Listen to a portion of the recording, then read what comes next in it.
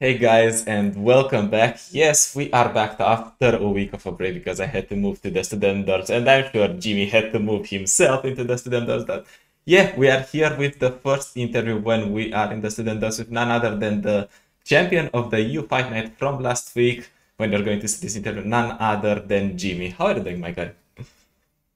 Yeah, I'm very fine. I'm just moving as well as you. So let's start the first day. Awesome. But you are a bit of a fresh face in the interviews, not in the internal tournaments, because you've been in new masters, you've been playing in some grassroots tournaments here and there, so you are not stranger to the competitive scenes. But tell us a bit more about yourself. What are you doing when you are not playing LOR? Yeah, my name is Jiahui Li. The Jimmy is my nickname, and I'm student studying in the University of College London. So uh, I don't want to share too much personal information about myself, uh, but I'm a student while I'm not playing the card game, and Mm, my major is like computer game, no, not computer science. Sorry. mm, So uh, it's all I want to talk about. I want to say, yeah. all right. Do you have any hobbies, like anything related to card games or strategy or anything else, really? Hobbies. Like I like playing card games since I was a children. I play the Yu-Gi-Oh. Uh, then I fall in love with the card game because it allowed you to show your strategy against your opponent. It's very uh, fantastic. So I contact with uh, Legend of Runeterra in the last year, and I just fascinated by its reaction. So I love this game so much. Did you play any other competitive card game, or did you try to get into tournaments in the other card games you played? And if yes, did you achieve anything there? Uh, I actually don't have such a tournament experience in the past. Uh, like I said, I just played the usual in my childhood, but it's not a competitive one. So this is the first game that I'm reached such a high level. And how comes you tried to play Legends of Runeterra? Like, how did you reach to play the game? Yeah, I first saw this game in the like the advertisements. It's based on the background of the Lego Legends. I'm also a 6 years of Lego Legend player, but I was just a plat player, so I'm not so good at the mobile game. Hmm. But so I tried this tried this game. I started in the bronze, and I enjoy this game so much, so I keep playing it until I found I can go to the master with it. I didn't imagine I can do it before. So since I reach a master, I reach a master in every season. So then I see can I play in some tournaments. So I start to try it, and I found I also can be good in the tournament. Yeah, All that's right. my experience. How was your experience in the U Master that you played? Did you expect to actually qualify for U Master when you first did it? I even don't know the EU master thing, until the caster James uh, tell me I'm the top seed of the team. So that I just joined the Discord with him. All right, but let's talk a little bit more about Fight Night because that's why we're here, and we're going to dive into the decks. And the first deck you have brought is Draven Sion. We see this being performing consistently most of the time, but I want to ask you, why did you bring the deck to the tournament? I was interviewed yesterday. I gave a similar reason because Draven Sion is a very well run deck, especially in the format like for the Fight Night. You don't have the ban, so you need to bring decks that are good into most of decks. So I chose Draven Sion, which the worst matchup is like uh, the Zoe Nami. So it's good against other decks, and it actually performed very well in the Fight Night. You said that it is really bad into Zoe Nami, so was your call that Zoe Nami wasn't going to be that present in Fight Night? Uh, no, I think some people will bring it, but I don't think it's very common because because of its difficulty. Mm-hmm. Yeah, not very many people can pilot it very well. So yeah, and Zoe Nami is only one of your deck. Yeah, you have the other decks that I can beat. So I just accept I might lose to the Zoinami and win the another deck. Alright, you just take the L against the Winami and just 2-0 the other deck. Makes Yeah. sense, makes perfect Important. sense.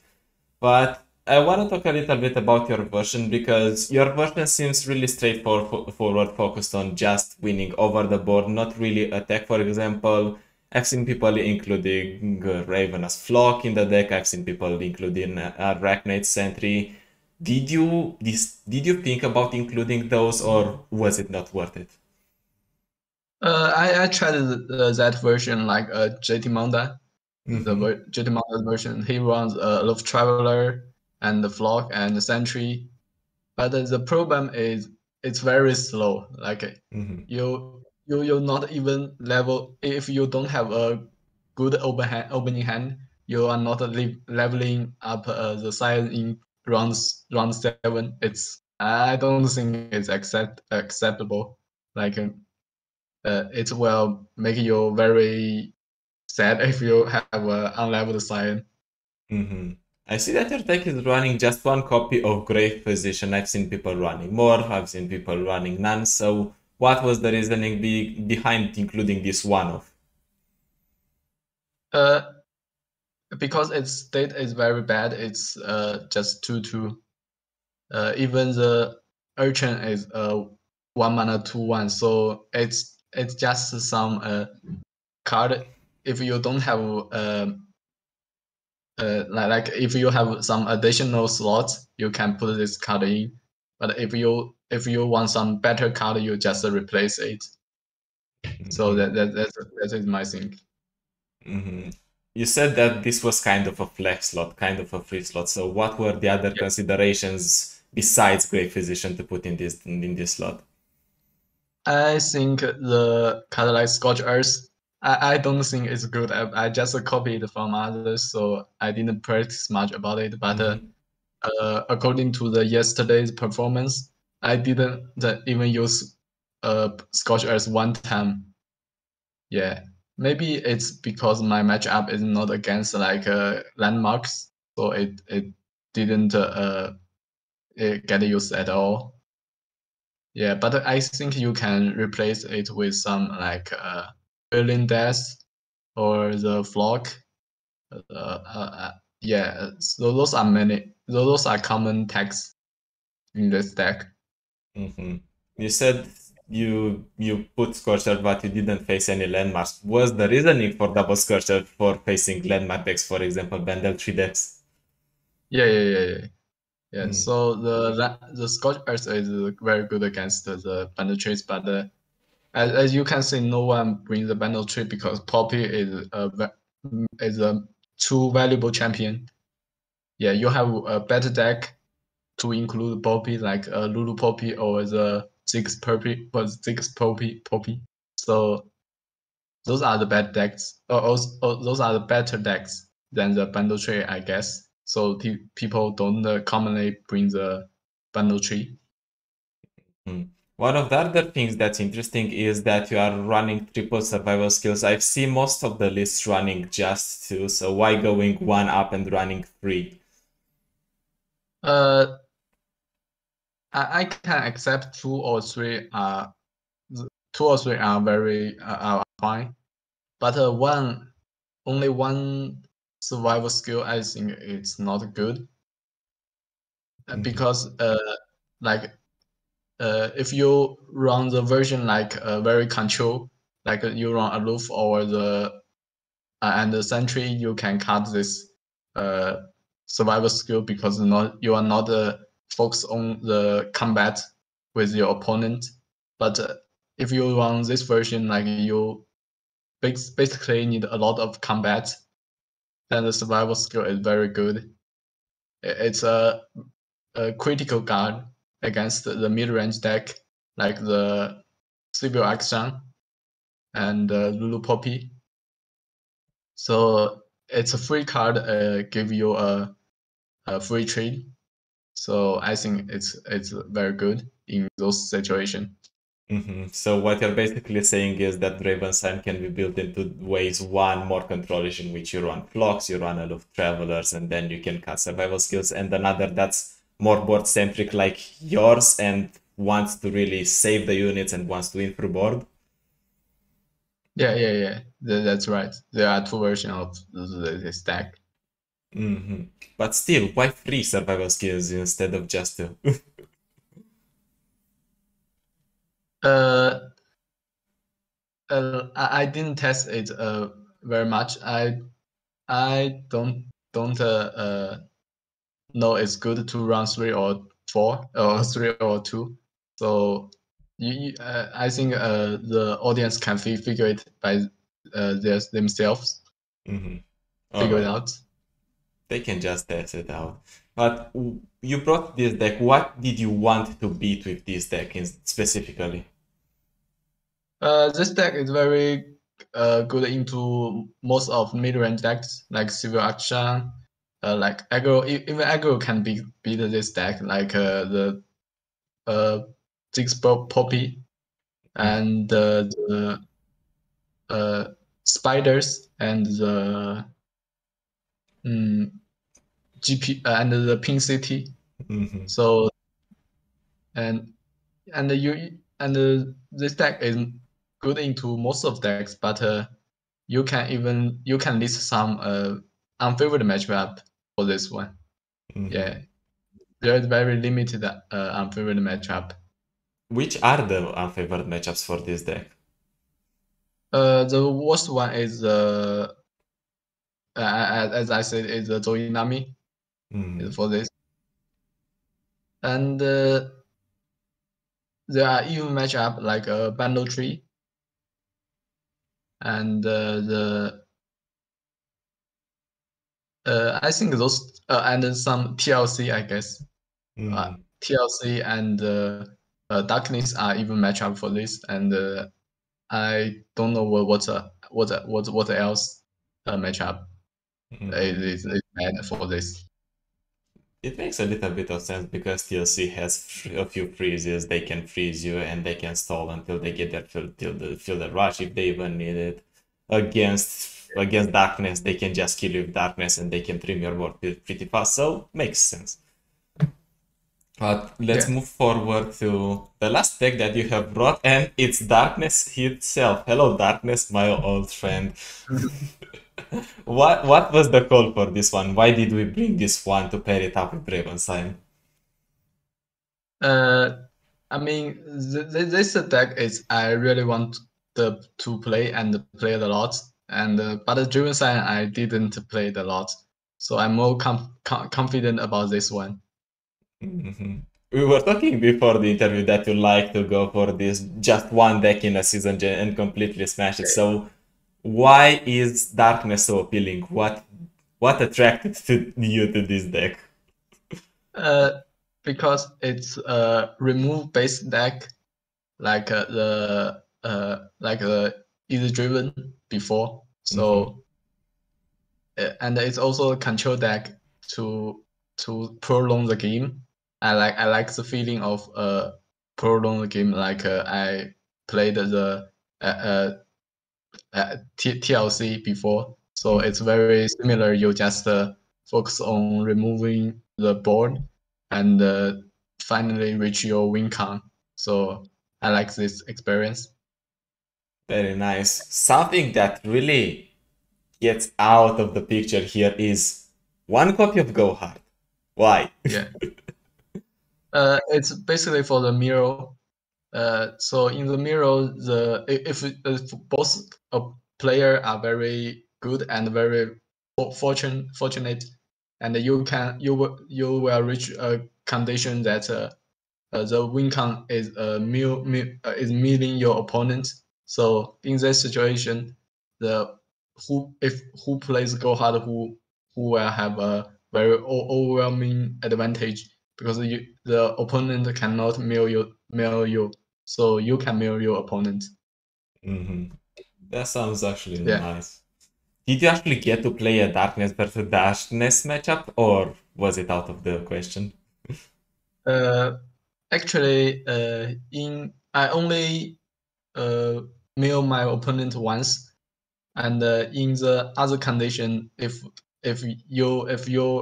one of the player has better opening hand than others, so it's a auto win. But yeah, but in the even opening hand, so you need to rely on one of the cohort. I see that your version is also running one of Ruination. This is not unheard of, but why? What did you try to tech against with the Ruination? It's basically against the Zoinami. So if you have the Sina plus the Ruination against the Zoinami, you just keep those two cards, and then the Zoinami just can't win because you can always Ruination in their opening stage, in their attacking stage. So you can just remove the whole board. And for Zoinam, it's very hard to rebuild the board because they have very little units. So it's just a win condition for the matchup like Zoinami. You were mentioning Zoinami quite a lot, and I really want to ask you because the opinion is a little bit divided. Some people say that Darkness has a good matchup into this.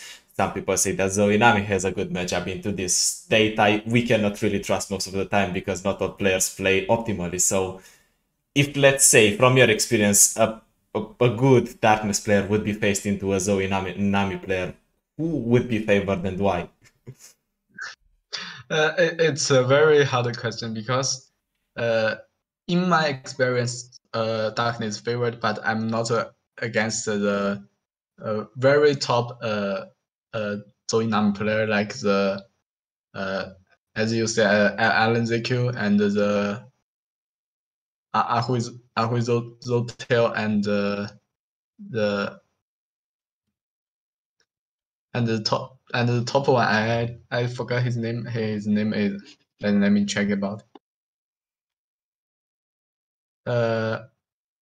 I guess it's who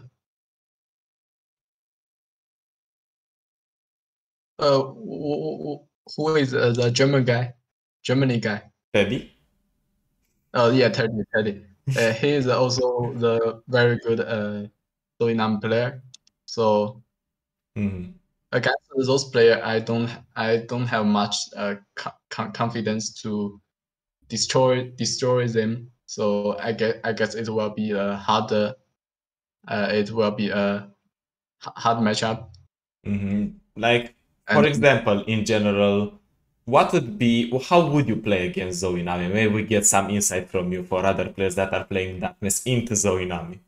How do you play the yeah, matchup?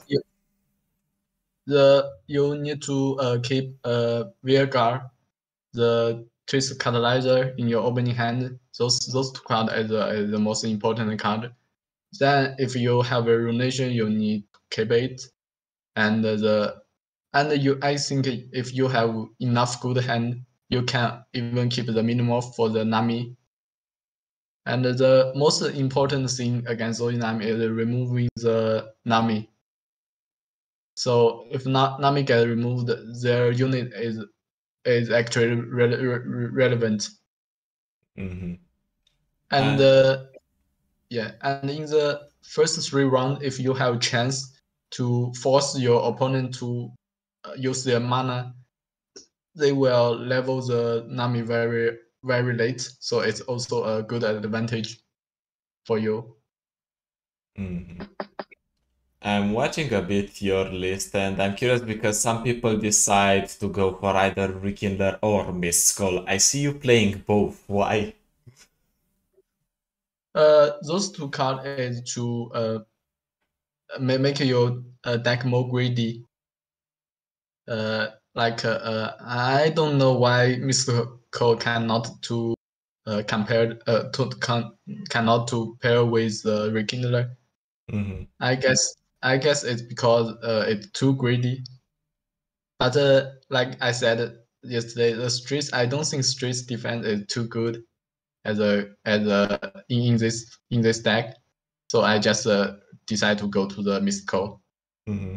Besides, you're running on challenges, so you have a chance to get stress defense if you really need it. But it's just delay the game, cannot win you the game. Yeah, Mm-hmm. the unit is still on the board. You have to survive the next attack. So it's not winning. Mm-hmm. It's stalling, but it's not winning. Makes sense. Yeah. One last question. You are running double Withering Mist. I've seen people trying to go for Grasp of the Undying, maybe to remove Ravens, for example, maybe to try to remove an unleveled Nami, maybe for some answers. So, why did you go for double Withering Mist, and why, for example, we don't see any Grasp? Uh, I don't see why Grasp is can remove Nami because it's 4 health. It's always leveled when it's go down to the board. Hey, sometimes they So play it unleveled. There's the chance. uh, I mean, then your opponent is just bad. You can win other way, win anyway. So it doesn't make a lot of sense. So Mhm. But why do you and think as we see Grasp as a card in the deck sometimes? I don't like Grasp because it can easily be dodged. Like the opponent can favor you, like you don't get a health. Hmm. So then Worry Mist is better. Like it removes the unit. Like I did yesterday, I removed the 2 Bundle City Mayor. It's a turning point in that game. I think because since I removed the 2 Mayor, they have no engine to play the unit. So I think it's a turning point in that game. So I like the Win Mist than the Grasp. Hmm. Makes sense. Same question as Yeah. last time. What did you want to completely destroy with this deck, and what does this deck lose against? This deck, my version is very greedy. Might be the most greedy version uh in the The game. in the deck list Hmm. Hmm. So it's good against the most control deck and some mid range deck. Hmm. Uh, so like it's good against FTR because it has a Loop Traveler, and I think it's also good against the the Azero Y, the the Shellfork deck. Hmm. Yeah, because it's much greedier than the Yoyo version. Hmm. But what are you losing against then? It's a lose against the worst matchup is Bundle Tree. You nearly auto lose to it. So you in the like seasonal you have to ban the Bundle Tree, but I don't think many people will bring Bundle Tree to the seasonal.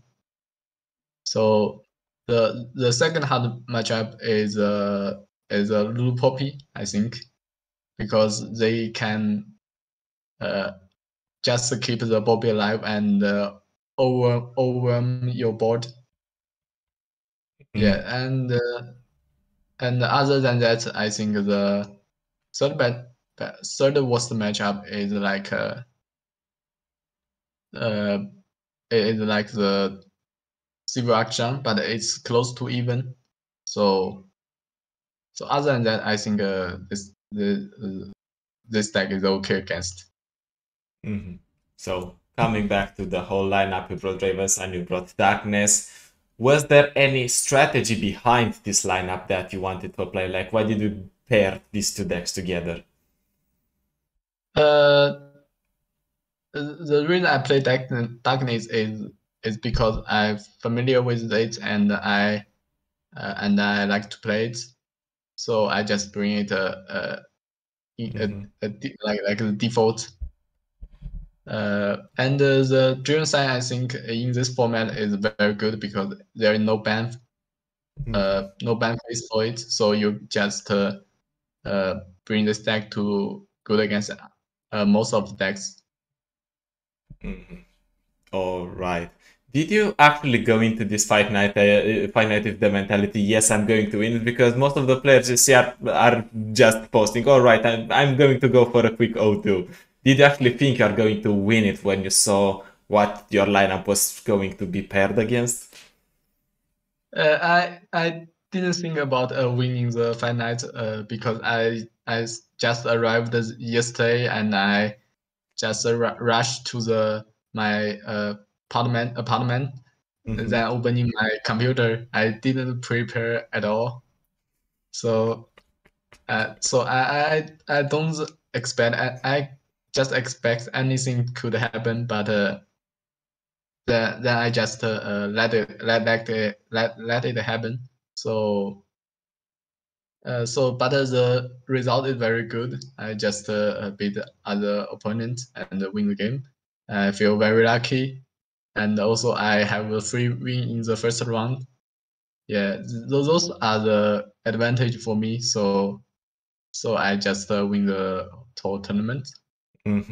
Is there any game you remember in particular that you really enjoyed, or maybe that a game that put you on the edge? Like I in this tournament and I faced many aggro. I don't expect so much aggro in this tournament, but my lineup is very good into the aggro lineup. So I guess it's also the reason why I beat those people. Like, what was your meta call going into this tournament? What did you actually expect to face? There is a lot of decks. Like the Poppy is a strongest champion in this meta, and you can see there are two best Poppy deck, like the Lulu Poppy and the Ziggs Poppy. You must you must face one of them. And the second one, I guess the Zoe Nami and the and the and the Draven Sion is also the second best deck. So you also expect to see one of them. All right. Yeah. So, did anything surprise you besides seeing lots and lots of aggro?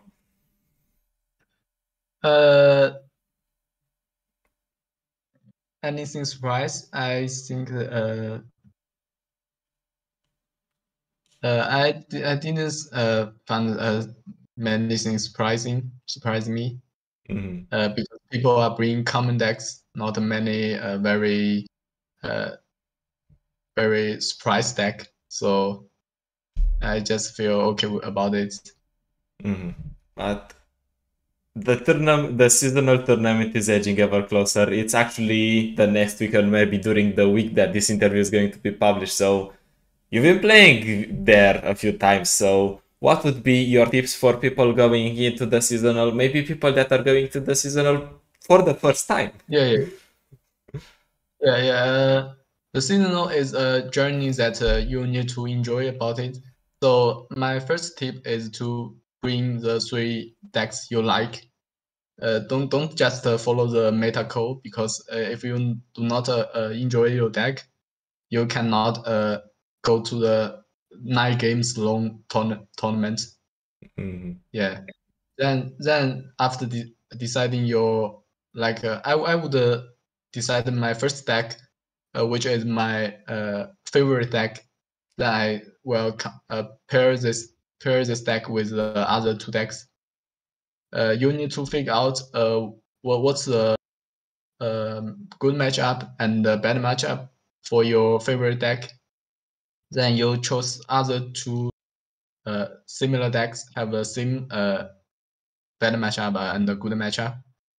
Then you set up your lineup for the seasonal. Very nice, but this interview is going near the end, but I'm going to let you off the hook after 2 more questions. First and foremost, did you get to prepare or at least scream with anyone before the tournament? You said you didn't have that much time. Did you get a few screams in maybe with someone? Actually no, I didn't scream for the final night. Yeah, I just play the rank in my Smurf account. I hear many people that are actually telling me that they are not really preparing for the tournament and that they are actually just going for on the ladder and preparing there. Why do you think this is happening? Like, what was your case besides not having time? Because first of all, you don't have many friends to prepare with. Like they may don't have time to scream with you, and also if they are your friend, you know them well, but in the real tournament you might not know your opponent, so it might don't have many it might not have a great effect to scream. So in ladder you can practice your skill with strangers, so it can increase your level of mentality. Yeah, to face any surprising deck. Alright, but I do have one more question before we're wrapping it up, and that is, if you could say only one thing to the audience that is now watching, which one would that be? You mean I need to tell them one thing? One thing. Anything you want. Just watch this video and love this game. This game is so fantastic. So, and it's also a free, it's most free card game in the market. So you don't need to pay a lot of money into it. So just enjoy this game and play it. Alright, just enjoy the game and play it because it's very free. Thank you, Jimmy, for being with us, for sharing a bit of your wisdom from the tournament, and we hope to see you around more, maybe with another Fight Night win or any other win. Yeah. But thank you guys too for watching this video, for tapping into Jimmy's wisdom as well. Make sure you subscribe if you enjoyed this one, and other than that, we're going to see you with more videos because I am back in the business. We're going to see some more. So until next time, see you.